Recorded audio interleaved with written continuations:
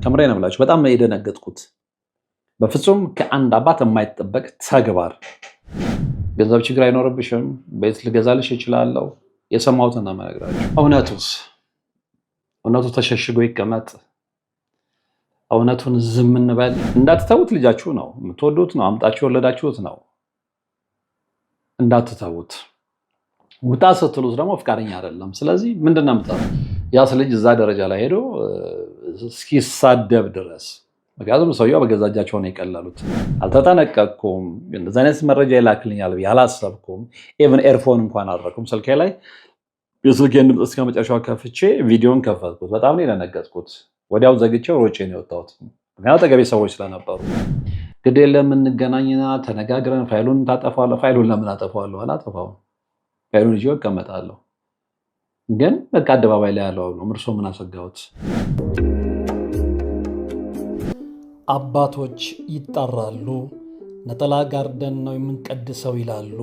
እናም እኛ በሞቀ ቤት ውስጥ እየኖርን ለአጋዕዝተ ሥላሴ እንዴት መሆን አቃተን ብለን ጥሪ ካስተላለፍንበት ዕለት ጀምሮ መቀነታችሁን ፈታችሁ፣ ከቤተሰቦቻችሁ በጀት ቀንሳችሁ፣ ወዳጅ ዘመዶቻችሁን አስቸግራችሁ፣ እነሆ ባላችሁን ገንዘብ ለ2 ሰዓታት ያህል በእግር እየተመላለስን ሲሚንቶ፣ ብረት፣ አሸዋና ድንጋይ እያመላለስን በእናንተ ድጋፍ የጀመርነው የሥላሴዎች ቤት እዚህ ደርሷል።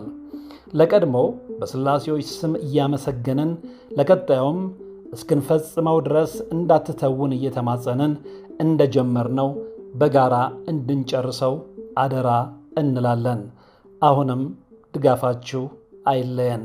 በሊቦ ከምከም ወረዳ የመስኪየ ሥላሴ ቤተ ክርስቲያን አሰሪ ኮሚቴ። ሰላም ጤና ይስጥልን። በሀገር ውስጥና በመላው ዓለም የምትገኙ ቻናል ተከታታዮች፣ ይኸው ዛሬም በእግዚአብሔር መልካም ፍቃድ ተገናኝተናል። የምንገኘው በዋናው ቻናላችን ነው። ለዛሬም እንደተለመደው ከአድማጭ ተመልካች የደረሰኝን ታሪክ ነው መልሼ ወደ እናንተ የማደርሰው። የዛሬውን ታሪክ ያደረሰኝ እዚሁ አዲስ አበባ መዲናችን ውስጥ ነዋሪ የሆነ ግለሰብ ነው። ይህ ሰው በአንድ አጥቢያ ቤተክርስቲያን ውስጥ የሰበካ ጉባኤ አባል ነው። አባል ብቻ ሳይሆንም ጸሐፊ እንደሆነ ነው የነገረኝ እና እሱ በሰበካ ጉባኤ ጸሐፊነት የሚያገለግልበት ቤተክርስቲያን ውስጥ የሚያስተዳድሩ አባት አላቸው። እንግዲህ አንዳንድ ጊዜ ነገሮች ከአእምሯችሁ በላይ የሆኑና ልስራው አልስራው ብላችሁ ሙግት ውስጥ ትገባላችሁ እና ይህንን መርሃ ግብር ወደ እናንተ ለማድረስ ከራሴ ጋር በጣም ተሟግቻለሁ እና ያ የሆነው ለምንድን ነው? አንዳንዶች እንደዚህ አይነት ታሪክ ሲሰራ ያማቸዋል እና ምንድነው ለእነሱ የሚያሳስባቸው ያንን ስራ የሰሩት ሰዎች ክብር እንጂ በነዛ ሰዎች የተነሳ ቤተክርስቲያን የሚደርስባት ጉዳት ምንም አይመስላቸውም። ስለዚህ የነዛ ሰዎች ክብር፣ የነዛ ሰዎች ስም፣ እንዴት አባቶች በአደባባይ እንደዚህ ይደረጋሉ የሚል ቅሬታዎችን እሰማለሁ እና እውነቱ ተሸሽጎ ይቀመጥ? እውነቱን ዝም እንበል? ዝም ማለት ይመስለኛል እንግዲህ ብዙ ነገሮችን እያበላሸ መጥቶ አሁን የደረስንበት ደረጃ እንድንደርስ ያደረገን ያ ይመስለኛል እና አንዳንድ ጊዜ ዝም ከማለት ይልቅ ነገሩን ይፋ አውጥቶ እንግዲህ አቅም ያላቸው ሰዎች መፍትሄ እንዲፈልጉ ማድረግ የሚሻል ይመስለኛል እና ከዛ አንጻር ነው እንግዲህ ከራሴ ጋር ብዙ ከተሟገትኩ በኋላ ይህንን ታሪክ ላስተናግደው ወድጃለሁ፣ ፈቅጃለሁ። እንግዲህ ይህ ሰው እንዳለኝ እሱ በሰበካ ጉባኤነት የሚያገለግልበት ቤተክርስቲያን ውስጥ ያሉት ዋና አስተዳዳሪ አንደኛ ከተጠያቂነት ነፃ ለመሆን የማይሄዱበት ርቀት የለም። ነገር ግን ከገንዘብ ንክኪ ጋር ይሄ ከሙስና ጋር ምናምን የተያዙ ናቸው። ብዙ ጊዜ ለቤተክርስቲያን ገቢ ተብሎ እንደገና ሙዳየ ምጽዋት አለ ከመመኑ በሰንበት ዕለት የሚሰበሰብ። ከዛም ውጭ እንግዲህ ሰው ሊሳለም በሄደ ቁጥር ሙዳየ ምጽዋት ውስጥ የሚያስቀምጠው ሳንቲም አለና ያ በሚቆጠርበት ሰዓት ላይ እንኳን ግልጽነት የለውም ነው ያለው እና የራሳቸውን ሰዎች እዛ አካባቢ ፈጥሯል፣ የራሳቸውን ኤምፓየር ፈጥሯል። ስለዚህ ሁሉም በጥቅም የተሳሰረ ስለሆነ ሌላ ሰው ቤተክርስቲያን ስትጎዳ ከቤተክርስቲያን ላይ ተቀንሶ ለግል ጥቅም ሲውል የሚናገሩ ሰዎች መጀመሪያ በጥቅም ተጋሪነት አፋቸውን እንዲዘጉ ይደረጋሉ። ያማያውን ከሆነ ግን የኃይል እርምጃ ይወሰድባቸዋል። ይሄ የተለመደ ነው፣ ብዙ አብያተ ክርስቲያናት ላይ የተለመደ ነው። ግን እሱ አይደለም የገረመኝ እና እኛ ሰው በጥቅም ቤተክርስቲያኑን በሚጎዳ መልኩ ከባለሀብቶች ጋር ተመሳጥረው የቤተክርስቲያን ይዞታ የነበረውን ቦታ በጣም ሰፊ ነው ቦታው፣ የተወሰነውን ቦታ ለባለሀብቶች አሳልፈው ሰጥተዋል ነው። እና ምን ማስረጃ አለ ብየው ነበር። አንዳንድ ነገሮችን አስረድቶኛል። በአካልም ተገናኝተን ያንን ነገር በማስረጃና በመረጃ አሳያለሁ የሚል ነገር ነው የተነጋገርነው። ይሄም አይደለም ከአቅም በላይ የሆነው እኛ ሰው በጣም በሚገርም ሁኔታ እንዴት እንደምገልጸው ግራ ስለገባኝ ነው፣ በጣም ከይቅርታ ጋር ማለት ነው። እና አንዳንድ ኃጢአቶች፣ አንዳንድ ወንጀሎች እንበላቸው በተለይ በእንደዚህ አይነት አባቶች ሲደረጉ ወንጀልነታቸው በጣም የከፋ ነው የሚሆነው። ኦፍኮርስ ወንጀል ወንጀል ነው ሁሉም ጋር፣ በተለይ ግን እምነትን በሚመሩ ሰዎች ዘንድ ደግሞ ሲሆን ትንሽ ስቅጥጥ ይላል እና ከሴቶች ጋር የተነካካ ወይም ደግሞ ይሄ ከዝሙት ጋር በግልጽ አነጋገር ከዝሙት ጋር የተነካካ ፕሮፋይል እንዳላቸው ነገረኝ። በኋላ ግን ቀጥታ ምንድን ነው ያደረኩት እዛ አካባቢ ላይ በቀጥታ ተሳትፎ ያላቸውን አንዳንድ ሰዎችን ልፈልግ ሞከርኩኝ እና ማናገር ጀመርኩኝ። አልካዱኝም እና ለምንድን ነው የማታጋልጡት ብያቸው ነበረ። እዛ አካባቢ እናንተ አማኞች ከሆነ ምዕመናን ከሆናችሁ እንደዚህ አይነት ነገሩ በጣም የተፋፋ ሲሄድ፣ በተለይ ደግሞ በሚታወቅ መልኩ እንደዚህ አይነት ሌሎችን እያስተማሩ ግን ሌሎች እንዲሳሳቱ አስተዋጽኦ ማበርከት ጉዳቱ ምን ያህል ሊሆን እንደሚችል ምንም የሚያጠራጥር ነገር ስለሌለው ለምንድን ነው የማትከላከሉት? ለምንድን ነው የማትናገሩ? ለምንድን ነው የማትገሰጹት? የሚል ጥያቄ አንስቼ ነበረ። ነገር ግን እንግዲህ ሰውየው እንደተነገረኝ የራሳቸውን የሆነ ኢምፓየር መስርተዋል እና እንደውም ፈቃደኛ ከሆንክ ነው ያለኝ። ፈቃደኛ ከሆንክ ቪዲዮ እና ኦዲዮ ማስረጃ ላይ እሱ ልልክልህ እችላለሁ ነው። እሱን መረጃ ፈልገዋለሁ ኦፍኮርስ። እና አንዳንዴ ምን አለ መሰላችሁ ታሪኩን ታውቁትና ያንን መረጃ ይፋ ማውጣቱ ይዞት የሚመጣውን ግብረ መልስ ስታስቡት ደግሞ በጣም የሆነ የሚያማችሁ ነገር አለ እና አንዳንድ ጊዜ በጣም የምትወዱት ልጃችሁ እጅግ በጣም አስቀያሚ የሆነ ወንጀሉ ስህተት ውስጥ ሲገባ እንዳትተውት። ልጃችሁ ነው፣ የምትወዱት ነው፣ አምጣችሁ የወለዳችሁት ነው። እንዳትተውት። ውጣ ስትሉት ደግሞ ፈቃደኛ አይደለም። ስለዚህ ምንድን ነው የምታደርጉት? በጣም ጋንግስተር ቢሆንባችሁ፣ በጣም አስቸጋሪ ዱርዬ ቢሆንባችሁ ሞክራችሁ ከዛ ኃጢአት፣ ከዛ ወንጀል፣ ከዛ አይነት ክፉ ስራ አልወጣም ሲላችሁ አትገሉትም መቼም ልጃችሁ ስለሆነ። እንደዚህ አሻሚ የሆኑ ነገሮች የሚገጥሙበት አጋጣሚ አለና ያንን ቪዲዮ ልክልሃለሁ ነው ያለው። የቪዲዮ ይዘት ምንድን ነው እንግዲህ ሰበካ ጉባኤው አባል ያጋለጠው እኔ እጄ ላይ ያለ ነው ያለው። እኔ ምንም ቢመጣ አልፈራም፣ ምክንያቱም መረጃና ማስረጃ እስከያዝ ድረስ ምንም የሚያስፈራ ነገር የለም። በአካል ተገናኝተን ሁሉን ነገር በግልጽ እነግርሃለሁ። ይሄንን ኦልሞስት ሌላዎች ባለታሪኮች በስልክ እንደሚነግሩኝ በስልክ ነው አብዛኛውን ነገር ያወራ ነው እና መረጃው ግን እጁ ላይ እንዳለ አስፈላጊ በሆነበት ሰዓት ላይ ኦፍኮርስ አስፈላጊ ነው እንደዚህ አይነት መረጃዎችን መያዝ እፈልጋለሁ እና ሰውየው ከአንዲት ልጅ ጋር ያቺ ልጅ የሰው ቤት ሰራተኛ ነች እና በስልክ ይሄ የማባበል ተግባር ሲፈጽሙ የተቀዳውን ድምፅ ነው የያዘው። እሱም ብቻም አይደለም አንዳንዶቹ ቃላቶች ከአእምሮ በላይ ናቸው። እነዛን ቃላቶች አልደግማቸው ለፕሮግራም ተከታታዮች ስለማይመጥኑ ማለት ነው። እና ፕላስ እንግዲህ ከልጅቷ ጋር ቁጭ ብለው አንዳንድ ነገሮችን ሲያደርጉ በቪዲዮ የተቀረጸ ማስረጃ እንዳለውም ነግሮኛል። ብዙ አብያተ ክርስቲያናት ውስጥ እንደዚህ አይነት ነገሮች እንደሚፈጸሙ ምዕመናን ሲያወሩ እንሰማለን። ግን ማንም ይፋ ወጥቶ በአደባባይ እነዚህን ነገሮች ሊያጋለጥ ፈቃደኛ አይደለም። አንደኛው ምክንያት ምንድነው? አባቶች እንዴት አሳልፈን እንሰጣለን ነው። ታዲያ እንደዚህ በሙስና ሲጨማለቁ፣ በዝሙት ሲጨማለቁ ዝም ማለቱ ነው የሚሻለው? ዝም ማለቱ ለቤተክርስቲያን ይበጃታል ወይ? የበለጠ የቤተክርስቲያንን ስብዕና የቤተክርስቲያንን ቁመና ማቆሸሽ አይሆንም ወይ? እንደዚህ አይነት ሰዎች እውነተኛ ተጋድሎ ውስጥ ያሉ አባቶችን ስም ማጠልሸት አይሆንም ወይ? በእነዚህ ሰዎች የተነሳ እነዚህ ሰዎች በነገራችን ላይ ቤተክርስቲያንን አይወክሉም። በሆነ አጋጣሚ በሙስና በምንም የሆነ ከሆነ ቦታ ላይ ትራንስፈር ተደርገው መጥተው ተቀመጡ፣ ስልጣኑን ያዙት፣ ወይ ደግሞ በምላሳቸው ወይ ደግሞ ይሄ በተለያዩ ምክንያቶች ቦታው ሊይዙት ይችላሉ። ግን ሪሊ እነዚህ ሰዎች ቤተክርስቲያኑን ይመድቡ ማነው ይወክሉታል ወይ ነው? አይወክሉትም። ይሄ ሰው ይህንን ነገር አጋለጠ እንጂ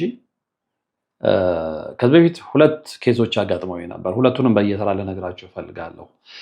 አንደኛው አንዲት በጣም የምቀርባት ልጅ አለች እና እሷ የሌላ እምነት ተከታይ ነች፣ የፕሮቴስታንት እምነት ተከታይ ነች እና በጣም ስለምንቀራረብ አንዳንዴ ቢሮዋ እሄዳለሁ። ተመሳሳይ ሙያ ውስጥ ነው ያለ ነው። ኦፍኮርስ አጥብቃ አልያዘችውም፣ ሌላም ንግድ ውስጥም ያለች ልጅ ነች እና በአንድ ወቅት ኢንተርቪው ማድረግ ትፈልግና አንድ የቤተክርስቲያን አስተዳዳሪ ለኢንተርቪው ትቀጥራለች። ነገር ግን ለምን እዚህ ጉዳይ ላይ የተሻለ ነገር ይኖራል ብዬ አንደኛ ከእምነትም አንጻር እኔ ሌላ እምነት ተከታይ ነኝ፣ አንተ ግለሰቡ የሚመጡበትን እምነት ነው የምትወክለው። ስለዚህ አንዳንድ ሙያዊ እገዛ እፈልጋለሁ አለች። አንዳንድ ነገሮችን ተነጋገርን። ኢንተርቪው አደረገቻቸው ሰውየውን። አለቀ ያ ኢንተርቪው። ከዛ በሳምንቱ ደወለችልኝ እና በጣም የሚገርም ነገር አጋጥሞኛል። ምንድን ነው እኛ ባለፈው ኢንተርቪው የሰራናቸው የቤተክርስቲያን አስተዳዳሪ እሺ፣ ኧረ በስልክ አላወራም ቢሮ ሄድኩኝ። የነገረችኝ ነገር በጣም ነው ሾክ ያደረገኝ እና እንደውም በጣም የተከራከረ ምንድነው ምናልባት አንቺ የሌላ እምነት ተከታይ ስለሆንሽ ዲፋሜሽን እስከሆነ ወይ ደግሞ የሆነ ነገር ታፔላ በፍጹም እምልልሃለሁ ካለች በኋላ ስልኳን ያወጣችው። ስልኳ ላይ የተነጋገሩት ነገር ሪከርድ አድርገዋል። በጣም ነው ሾክ ያደረጉት። ሰምቼዋለሁ ድምፁን። በጣም ብዙ ብር ነው አካውንታቸው ላይ ያለው። በዛ ብር እንግዲህ አባብለው እች ልጅ እንዳውም የጋብቻ ጥያቄ ነው ያነሱላት። እንዴ እርስዎ ትልቅ አባት ነዎት፣ ቤተክርስቲያን የሚመሩ ቤተክርስቲያን የሚያስተዳድሩ አባት ነዎት፣ እኔ የሌላ እምነት ተከታይ ነኝ። ፕላስ እች ልጅ የአንዲት ልጅ እናት ነች፣ ይህንን ያውቃሉ። ስለዚህ እንዴት እንደዚህ አይነት ጥያቄ ይጠይቁኛል? ምንም አልመሰላቸውም። እንደውም እኔ አላምናትም ነበር፣ ምክንያቱም የሌላ እምነት ተከታይ ስለሆነች አንዳንድ የሚሰሩ ነገሮች አሉ እና ምናልባት ታግ ተደርጎ የእኝን አባት ስም ዲፋም ለማድረግ ነው ወይ ሌሎች ሰዎች በእሷ ሊጠቀሙ ነው ብዬ ነበር ያን ኢንተርቪው ካዩ በኋላ ከተለቀቀ በኋላ። ግን አይደለም፣ ሪከርዱን ሰምቼዋለሁ። ሪከርዱ በግልጽ የሚያስቀምጠው ነገር አለ። ምን እንዳሏት ምናምን እዛ ላይ ዝርዝር ውስጥ አልገባም፣ ግን ሪከርዱን ስለሰማሁት ነው ያንን የምላቸው። እና በብር ማባበል ምንም ችግር የለውም፣ ከፈለግሽ ሌላ ሀገር ልልክሽ ይችላለሁ፣ ገንዘብ ችግር አይኖርብሽም፣ ቤት ልገዛልሽ ይችላለሁ። የሰማሁትን ነው የምነግራችሁ። ሶሪ ይህንን ስል በጣም አዝናለሁ። ይሄ የሰበካ ጉባኤው ግለሰብ ያጋለጠው ሚስጥር ብዙ ነገሮችን እንዲታወሰኝ ምክንያት ስለሆነ ነው ይህንን የምነግራችሁ። ሌላው ምንድነው ትዝ ያለኝ ከዚሁ ጋር በተያያዘ ይህንን ሁሉ ነገርም ጨምርላችሁ። ለምንድን ነው አሁን አንዳንዶች እንዴት የአባቶች ስም ነው እኔ በስራ ሂደቱ ወቅት ያጋጠሙኝን ነገሮች እኔ ራሴ የሰማኋቸውን በሪፈረንስነት እንድትሰሙ ስለምፈልግ ነው። ለእነዛኛቸው ሀሳቦች ወይም ደግሞ ለሰበካ ጉባኤ አባል ሀሳብ ማጠናከሪያ እንዲሆንላችሁ ነው። እና ያ ሆነ መጨረሻ ላይ የደወሉ ሲያስቸግሯት አንድንን የምትቀርበው ልጅ ነበረ። ልክ እዛ ጋር ድራማ ነው የሰራችው። ኦፍኮርስ ልጁን ጠራችው። አንተ የውሸት ባሌ ነህ፣ ያው ለሰው የብስ ነግርም ባሏ ነህ ብለህ ነው የምትነግረው። ስለዚህ እንዴ ሊደውሉ ስለሚችሉ ስልክ ብቀያየርም ምንም በቃ ሊተውኝ አልቻለም። ስልኬን እንደሚያመጡ አላውቅም። ስለዚህ አሁን ኖርማሊ ስልኬን ከፍተዋለሁ። ለእሳቸው ስልክ ዘግቼው ነበረ። ቀጥታ የሚደውሉ ከሆነ እንዴት ትላችኋለህ? እንደተባለው ልጁ ቢሮ እየሄደ መዋል ጀመረ። ሁለተኛው ቀን ላይ ተደወለ። እሱ ቢሮ ሄዶ መዋል በጀመረበት ሁለተኛው ቀን ላይ ቀጥታ እሱ ነው ያነሳው። እንግዲህ ያለውን ነገር ነግረኛለች። በጣም ነው ያዘንኩት። በዛ ደረጃ መቅለል ለምን አስፈለገ? እና ያስ ልጅ እዛ ደረጃ ላይ ሄዶ እስኪሳደብ ድረስ፣ ምክንያቱም ሰውየው በገዛ እጃቸው ነው የቀለሉት። ያንን ሲያደርጉ የሰው ሚስት እንዴት ታደርጋለህ? ስልክ ተዘጋ ቀረ። አሁን የልጅቷ ፍራቻ ነው ሌላ ነገር ነበረ ወይ በሌላ በሆነ በእጅ አዙር ሊያስመቱኝ ይችላል ምናምን የሚል ነገር እና ያለፈ። ከዛ በኋላ ግን እየቆየ ምናልባት እንግዲህ ተደውሎ ያ ልጅ ዋርኒንግ ስለሰጣቸው ሊሆን ይችላል። ተዋት፣ አለቀ። እዛ ጋር ቢሳካስ ኖሮ ሪሊ ሊያገቧት ነበር?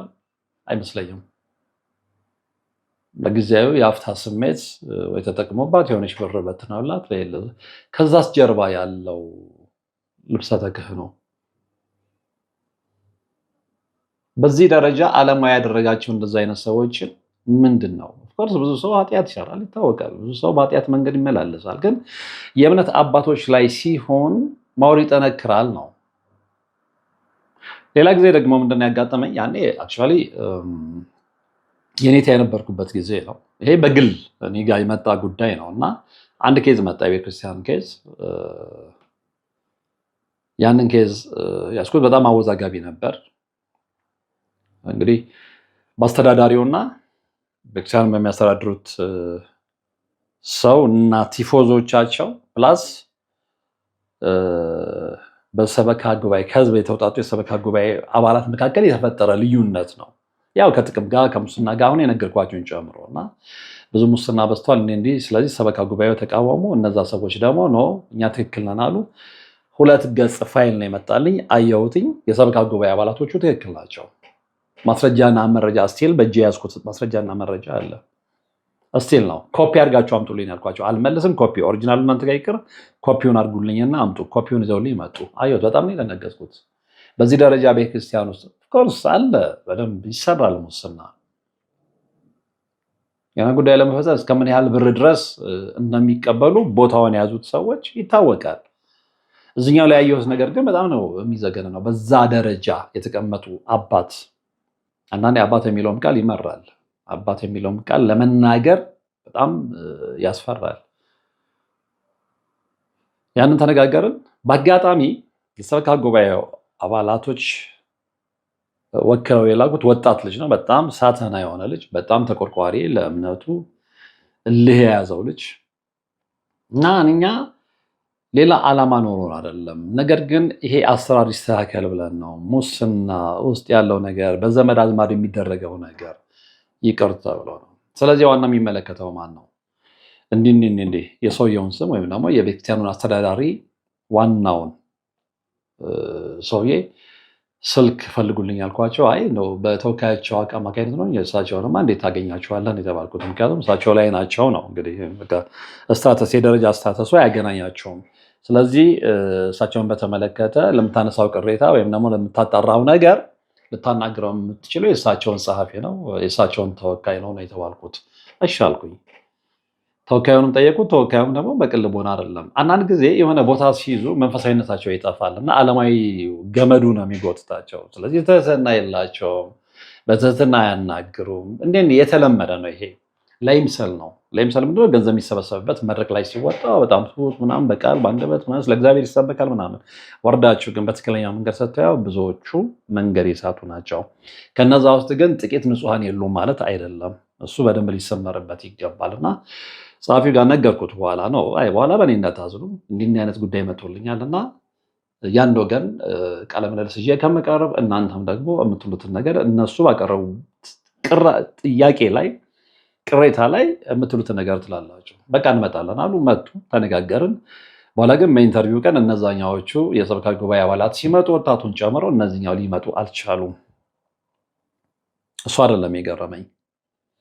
በስንተኛው ቀን ይሄ ወጣት ያልኳችሁ ልጅ የሰበካ ጉባኤ የወከለው ልጅ እንደዚህ የሚሯሯጥላቸው ልጅ የዛ ጊዜ ሆስፒታል ነበርኩ ለቼክአፕ። እዛ ቁጭ ብዬ እኔ ኖርማል ነገር ነው ያየሁ ያለሁት እና ቴሌግራም ቻናሌ ላይ አንድ ሜሴጅ ተላከልኝ እና ልክ ሜሴጁ ወይም ደግሞ መልእክቱ ቴሌግራም ቻናሉ ላይ እንደገባ ስልክ ተደወለ። የደወለ ያወጣት ልጅ ነበር እና ወርቀ ፍራ ይሄንን ሚዲያ ላይ እንድትጠቀመው አይደለም። በዛ ደረጃ እኛም የቤተክርስቲያንን ገበና ማውጣት አንፈልግም፣ አባቶችንም ማሳነስ አንፈልግም። እሱን ለእግዚአብሔር እንተዋለን። ግን ለአንተ መረጃ እንዲሆን በቃ በምን ያህል ደረጃ እንደዘቀጡ ማሳያ ስለሚሆን ይህንን ነገር ልኬልሃለሁ። ከዚህ የከፉ መረጃዎችም አሉ እጄ ላይ። አስፈላጊ ሲሆን በቃ ልልክልህ እችላለሁ አለ። ግን አንድ ሁለት መረጃዎች ላከልኝ። በጣም ነው ሾክ ያደረኩት። አልተጠነቀቅኩም። እንደዚህ አይነት መረጃ ይላክልኛል ብዬ አላሰብኩም። ኢቭን ኤርፎን እንኳን አደረኩም ስልኬ ላይ። የስልኬን ድምፅ እስከ መጨረሻው ከፍቼ ቪዲዮን ከፈትኩት። በጣም ነው የደነገጥኩት። ወዲያው ዘግቼው ሮጬ ነው የወጣሁት። ምክንያቱም አጠገቤ ሰዎች ስለነበሩ ቢሰሙ ምንድን ነው የሚሉት። ወጣው፣ ድምፁን ቀንሼ መጣው። ጆሮዬ ላይ ለጥፌ ኤርፎን ይዤ ስላልነበረ ጆሮዬ ላይ ለጥፌ ሰማሁት። ቪዲዮን ተመለከትኩት። በጣም ነው የደነገጥኩት። ከምሬ ነው የምላችሁ፣ በጣም ነው የደነገጥኩት። በፍጹም ከአንድ አባት የማይጠበቅ ተግባር። ከዛ ወዲያውኑ የእሳቸው ተወካይ ነው ወደተባለው ጸሐፊ ነው ተወካይ ነው ወደተባለው ግለሰብ ደወልኩለት እና አዝናለሁ፣ ፈልጊያቸው ነበር፣ አንተም ደግሞ ቃል ገብተህ ለኢንተርቪው አልመጣም። ኤኒዌይ ለማንኛውም ግን ይሄ መረጃ ተልኮልኛል ብዬ በተለያዩ ባካፖች ላይ አስቀምጬ መረጃውን ላኩለት። የሚገርማችሁ በነጋታው ጠዋት እንግዲህ እኛን ሰው ፈልጌ ላገኛቸው አልቻልኩም። ምክንያቱም አብዛኛው ጥያቄ የሰዎቹ ቅሬታ የሚመለከተው እሳቸውን ስለሆነ አብዛኛው በጉዳዩ ላይ ተሳትፈዋል፣ ይህን ያደረጉት እሳቸው ናቸው ተብለው የእሳቸው ስም ስለተነሳ እሳቸው ነበሩ መመለስ የነበረባቸው፣ በተወካይ አይደለም ጥያቄውን መመለስ የነበረባቸው። በኋላ ግን ያንን የቴሌግራም ቻናል ቴሌግራም ላይ የተላከውን መረጃ ፎርዋርድ ካረኩለት በኋላ ተወካይ ለተባለው ሰውዬ ሌሊት 12 ሰዓት ላይ ከእንቅልፌ የባነነኝ የእሳቸው ስልክ ነው። እንግዲህ በእግር በፈረስ ሲፈለጉ የነበሩ ነው። እሳቸው አይመቻቸውም፣ ቢዚ ናቸው ሲባልና 12 ሰዓት ላይ ሳይ ቁጥሩን የማውቀው ስልክ አይደለም። አቤት ስል እንዴት ነህ ልጃችን፣ እግዚአብሔር ይመስገን፣ እንዲህ ምናምን። ማን ልበል ስማቸውን ነገር እርሶንማ በእግር በፈረስ እኮ ፈልገውት ነበረ ግን ሊገኙ አልቻሉም። ያው የእርሶን ተወካይ አናግሬዋለሁ። አሁን የነገርኳችሁ ነገር መልሼ ነገርኳቸው። ያው ልጄ ታውቃለህ ስራ ይበዛብናል ምናምን አሉና እንደው የኛ ልጅ እንደሆንክ እናውቃለን። ያው የእምነቱ ተከታይ ነህ ነው እኔ የገባኝ እንደዛ ነው። የኛ ልጅ እንደሆንክ እናውቃለን ነው። ለምን በአካል ተገናኝተን ምሳ እየበላን አንጫወትም? አይ አስፈላጊ አይደለም አባት በእግር በፈረስ ፈልጊያቸውታለሁ። አሁን ከእርሶ ጋር ምሳ እንዲበላ የሚያደርገኝ ምክንያት የለም። ስለዚህ አሁን ከኔ ጋር ምሳ መብላት ለምን ፈለጉ? በቃ እኔና እርሶን የሚያገናኘን ይሄ ጉዳይ ነው። በዚህ ጉዳይ ላይ ሀሳብ እንዲሰጡበት ነበረ። ከዛ በጣም ብዙ ነገር ተናገሩ። መጨረሻ ላይ ቃል የገባሁላቸው ምንድነው እርግጠኛ ሆኜ የምነግረውት ፋይሉ እጄ ላይ ይቀመጣል እንጂ በእግዚአብሔር ፊት እግዚአብሔር ጋር ተነጋገሩ። እግዚአብሔር ይጠይቆት። ንስሐውትን ካወረዱ ንስሐውትን ያወርዳሉ። ንስሐውትን የማያወርዱ ከሆነ ከእግዚአብሔር ጋር ይጠያይቃሉ። በዚህ ጉዳይ ላይ የእርሶን ልመክር ወደ ላይ ሄጄ ልናገር አልችልም። ነገር ግን ይህንን ከኔ የበለጠ እርሶ ያውቁታል። ግን አሁንም በእግዚአብሔር ፊት ቃል የምገባለሁት ይህንን መረጃ አንደኛ አየር ላይ አላውለውም፣ ይፋ አላወጣውም። ነገር ግን እጄ ላይ ተቀምጦ ይኖራል ያልኳቸው። ግድ የለም እንገናኝና ተነጋግረን ፋይሉን ታጠፋለህ። ፋይሉን ለምን አጠፋዋለሁ? አላጠፋውም። ፋይሉን ይዤ እቀመጣለሁ። ግን በቃ አደባባይ ላይ ያለው ነው። እርሶ ምን አሰጋዎት? ከመስጋት ይልቅ ይህንን ጉዳይ መጀመሪያ አለመፍጠር። ያው ታውቃለህ፣ እኛም ደካሞች ነን፣ ስጋችን ደካማ ነው። እንደዚህ ያለ መድረክ ላይ የምንሰበከውን ነገር ነው መልሶ የሰበከው። ኦፍኮርስ ሰዎች ናቸው፣ ደካሞች ናቸው። ግን በዚህ ደረጃ ቱ ኤክስትሪም ለምን ይሄዳሉ ነው ጥያቄያችን። እና ይህን ሁሉ ነገር የምነግራችሁ ለምንድን ነው? የሰበካ ጉባኤ አባሉ የባለ ታሪኬ በዛሬው ታሪክ መነሻ የሆነኝ ግለሰብ የነገረኝ ታሪክ እሱ ጋር ብቻ አይደለም ልላችሁ ፈልጌ ነው። በየቦታው አለ። እንደዚህ አይነት ሰዎችን እንዴት ነው ልናስተካክል የምንችለው? የሁልጊዜ ጥያቄ ነው። የሁልጊዜ የራስ ምታቴ ነው።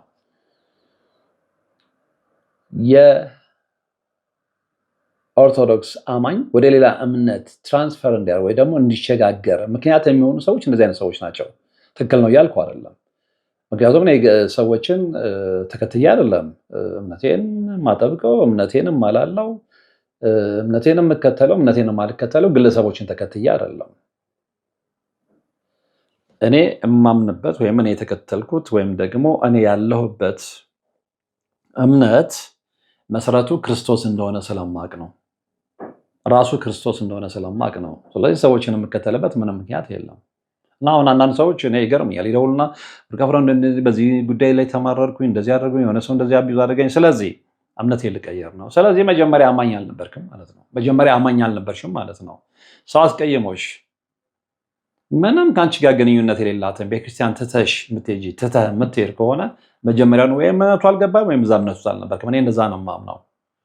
ግለሰቦች ሊያጠፉ ይችላሉ። እነዛ ግለሰቦች ግን ቤተክርስቲያንን ሪፕሬዘንት አያደርጉም።